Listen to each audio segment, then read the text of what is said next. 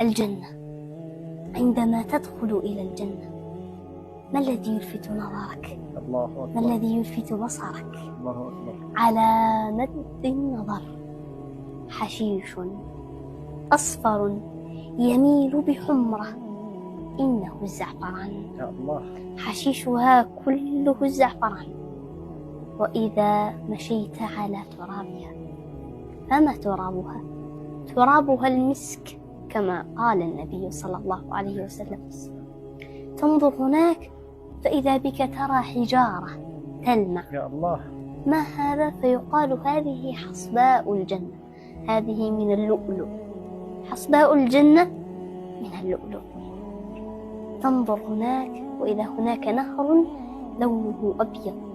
ما هذا؟ فيقال هذا لبن، لكنه لم يخرج من ضرع بقرة ولا غنم. ثم تنظر هناك وإذا هناك نهر لونه أزرق. ما هذا؟ فيقال هذا ماء غير آسن، لم يخرج من بطن أرض ولم ينزل من السماء، ولكن الله تعالى هو الذي خلقه. ثم تنظر هناك وإذا هناك نهر لونه أصفر. ما هذا؟